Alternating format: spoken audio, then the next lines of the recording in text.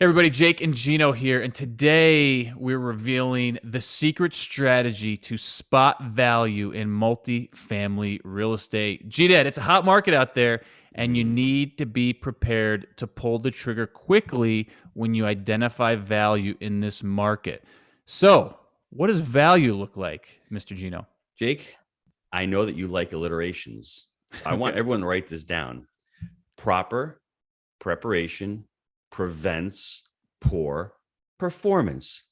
It's that simple. You need to be prepared in life. Picture this. It's our third deal, and we're looking at this deal. And what do we see? We see a lady walking around the property with a bag of quarters. It was a And solid bag. It was a canvas bag, though, right? I mean, it was sturdy. it would make any teenager drool because I remember going out when I was a young kid collecting cans and returning them for deposit money. So for me, it was like the jackpot, but I'm not 16 years old anymore. I'm an adult. I'm looking to monetize here. So I'm wondering what was going on. We're looking through the property, open up a unit, and it looks like a storage shed. And there's 5 or 6 of these on the property. They're not being rented out. And a lot of units are vacant on this property.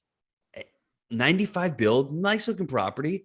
And we're just figuring ourselves, what's going on here? There's a disconnect going on this property.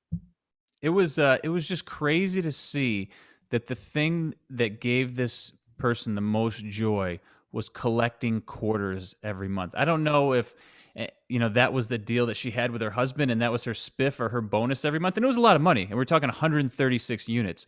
But I remember beautiful, nice Audi she was driving. She would get out. She had the bag of quarters, and that was her thing. That's what she was so proud of. So what Gino has just described here, and this is what we saw. We saw a trend in our first, second, third, fourth, and fifth deal. We're talking about mom and pop apartments, the classic traits and characteristics that you see in mom and pop apartments. And that's what has really created a great fortune for Gino and myself, and created Mhm. $100 million, over $100 million in multifamily assets by being able to quickly identify the different traits and characteristics in these mom and pops. And I'm going to tell you right now, if you're dealing with a seller and they're mostly concerned with getting that canvas bag out and collecting quarters, you probably got a mom and pop. No, you definitely have a mom and pop. Jake, it just came to me right now. As you're speaking this, I've heard this thousands of times. People are stepping over dollars to pick up pennies, right? Yep. And that's what she was doing. She was stepping over dollars to pick up quarters. What do I mean by that? Instead of fixing up the down units and renting the units and getting those units to market, at the time the rents were low. They were 450. 450. And but market 900 rent, bucks now. yes, $900 now. yes, Okay? Doubled. but market rent should have been 595 at the time. So she's stepping over dollars to pick up and to collect those quarters. Quarters. That's the problem with mom and pops. They are not running a business. They're Yes. there. It's like almost like a hobby to them. They don't know how to monetize. They don't know how to build a No, business you and know what it create is, Gino? systems. It's an investment idea. That's the Yes. problem. They think, oh, apartments are good. I make a lot of money. I got to put it into something. So they put it into apartments. They don't treat it like a business, and they don't treat it like the business, their sole business. And that's what you Mhm. need to do to win in multifamily. So, gang, we have a series of traits here that we're going to reveal to you. And if you see these, there's a damn good chance you have a mom and pop on the hook. And trust me when I say this is where all the value has been created in our business. 100% of the value has been created by buying from mom and pops that did not know what they had. The first one that we see time and time again, and when you see this, you got to charge hard, because you guarantee that this is a sign of a mom and pop. Pencil written, handwritten financials. When you see the rent roll that's written in chicken scratch on some kind of little, like, I don't know what you call it. It looks like something out of an architect book with square lines on it. You're probably a mom and pop. Okay. We've seen that time and time again. The handwritten financials is an immediate sign. If you get financials, maybe the broker scanned them over to you, but you can tell because they're written in cursive. That's when you know you're dealing with a mom and pop, and you're going to find inefficiencies. When you see that, chances are, if they're trying to sell the property, they're very difficult sellers. And Yes. that's an opportunity for you if you can stick in. The SPY technique, seller, property, you.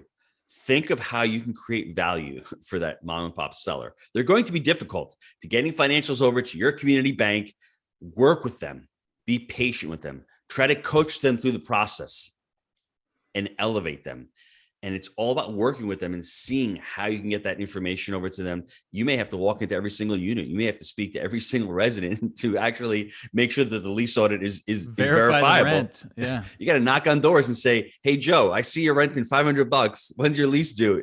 Joe may not even know, but remember, once you buy the thing, those leases are yours. So make sure you work with that mom and pop. And it can be difficult. It can be challenging, but remember, we're problem solvers in multifamily, and the mom and pops have problems. Jake and Gino, we create multifamily entrepreneurs. We are buying from these mom and pops, from these distressed owners. If there's no distress or there's no way for you to create value in that deal, you're not going to find a motivated seller, Jake. Yep. The bigger the problem you solve in this game, the bigger the wealth that you're going to create for you and Yep. your family. It's as simple as that. So if you find this, suck it up, do the hard work, and then you're going to get rewarded on the back end. Mm-hmm. The next one is deferred maintenance. My biggest pet peeve is walking a property and seeing weeds growing out of the gutters. Okay. But ding, ding, ding. If I see that, I know that there's no system in place. There's no annual gutter clean out. There's nothing going on. There's a lack of systems there. So that's typically a good sign that, hey, these people are not taking care of the property. They're not doing the right things. But there's a series of them. You could see, the grass is not being mowed. There's deferred painting. The mailboxes are falling off. Here's a classic one. There's no elbow on the downspout. It's just dripping right into the foundation. So there's plenty of these that you can see, but deferred maintenance is a huge identifier for a mom and pop apartment. Well, when you're driving by the apartment and the sign has a hole in it, or you have like, for rent signs that are hanging over, that's a big telltale sign. Broken windows. Or you have windows that are blacked out. It's very important. What we created at Jake and Gino for our students, we have the buy right, the manage right, and the finance right. In the manage right portion of our trainings, we have something called a property log. This is very important. Jake and I just created this a year or two ago, and we realized that every single property has to have its own property log. When did you power wash the building? When was the property last sealed? The parking lot? How old are the HVAC units? Who is your contract services vendor on there? You need to have this documented for every single property, because you don't want to become the next mom and pop and have Jake and Gino knocking on your door and buying your property at a discount. So how do you do that? You need to create a property log for every single one of your properties. And I may hear somebody out there saying, "You know what? I've only got 1 or 2 properties." That's not where you're going to end up 3 or 4 years. Yep. Start now, like Jake said. It's very important to be able to create a property log for every single one of your properties. Write down utilities provider, where are the water shutoffs, all this information for every property, because it's all about systems. We teach systems at Jake and Gino because it's very important, because you're getting into this business not only to become a landlord, to become an asset manager, and you're managing these assets, and you once again are going to become that entrepreneur that has this amazing business around multifamily. Next one are rents below market. Gino touched on this a little bit ago on our third deal when he was discussing that. They had basically down units. They had units they were using for storage, but also they were roughly $150 below what the current market rent was. How much? $150. $150 not times doing anything, right? 136 units. Does everyone have an idea of how much money that is? A lot of moolah that they're leaving on the table, everybody. Yeah.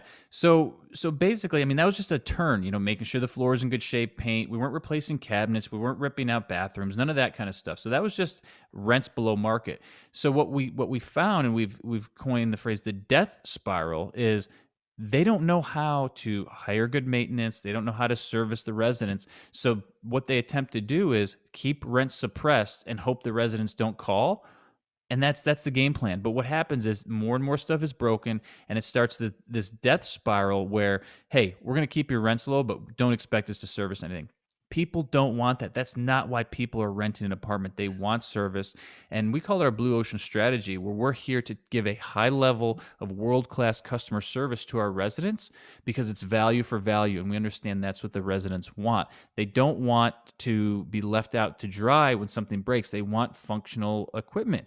We had a person come in on that same property when we first took over and started crying because we simply replaced the stove that wasn't working for over a year. Mm-hmm. Couldn't believe it. That's look, no one wants to live in a world like that. So do the right thing and make sure you're fixing this stuff. And one point to that, Jake, most of you listening to this are going to say the number one reason why residents leave is because you raise the rent.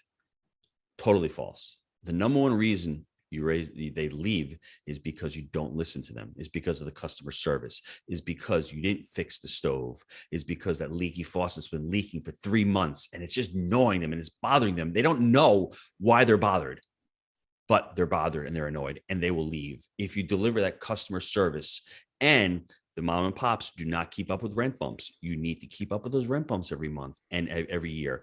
When it goes to renewals, make sure you know what's going on in the market and go to market with your rents, especially now in certain markets. We're still having rent growth in this economy because there's a big demand for our properties. So just be on the lookout for that, everybody. Do people stop coming back to Disney year over year because it's probably the most expensive event of their year? Do people stop going to Chick-fil-A because it's $9 for the chicken sandwich, but Burger King is $7? The answer is no. People want that type of service. They want to be associated with high performers. And that's why those businesses do well. And that's why our Blue Ocean strategy is having that high level of customer service. Now, the last one is something that we like to call a burned out landlord with lack of systems, lack of employees, and the I'm a mentality. I'm going to do this. I'm going to do that. I'm going to do everything. We literally just bought a deal 3 months ago. One employee, 85 units, and it was the landlord. That was it. Yes, he had some guys helping him cut the grass, and he would use some contractors here or there, but he never scaled the business. And ultimately, he was just burned out. He was sick of it because he was the one point of contact. Saturday night at midnight, something's wrong. Who are they calling? The I'm a mentality. Look, we've saw it time and time again where people refuse to do the hard work on the front end to work on people, systems, and culture and scale the business, the main business, the multifamily business. And ultimately they get burned out, they get sick of it, and they do the thing that everyone, it's tenants, termites, and I don't know, there's all these like phrases out there why people hate owning apartments. It's because they don't hate owning the apartments. They hate themselves for not creating the systems to make it actually work and make it easier on them. So you need to create systems. You need to work on your people, your systems, and culture and grow it so it can become a successful investment vehicle for you. Or it's tenants, termites, and toilets, or whatever the hell they say, becomes the bane of your existence. It's amazing that Jake is a property manager. He's got over 50 employees and he doesn't know it's tenants, toilets, and trash. Whatever. I don't know. Because do you know why? He's created an amazing business with people that are helping him. He's not the I'm a mentality. He grew from the I'm a mentality of cutting the grass and knocking on doors to collect rents into the person that he is today. And he has other people managing that part of the business for him. That's what multifamily is all about. The ability to buy these assets and to control these assets and to scale. Could you imagine 1,400 single family homes, everybody? Picture that. That is a verifiable nightmare. Maybe 2 or 3 companies in the US may be able to do that. Blackstone, Jake and Gino can't own 1,400 single family homes, run them efficiently. It's just not possible. And if it is, man, you are God, let me tell you, because that's just unbelievable. But we can easily manage 1,400 units with the possibility of continuing to scale that. That's what it's all about. It's not just tenants, toilets, and trash. There's a lot more to this business than that. Very important component. That's the manage right, but you can hire for that. The other parts, the buy right and the finance right, are just as important, Jake. 100%. Gang, if you want to find out more, head over to jakeandgino.com/apply. Check us out if you want to become a part of the community. And the GDad's going to give away a free gift today, I think. Yeah, well, Mr. Stenziano, if they want to get into the business, just email me, gino@jakeandgino.com. Everything we've discussed is in the book here. Number one best-selling book. That's right. In multifamily. And if you got this book, give you the honeybee, how to scale up. So you either get into the business or you scale up, create multiple streams. Just hit me, gino@jakeandgino.com, and I'll send you a free PDF copy. You're a good man, Gino. Thanks so much. Thanks, Jake.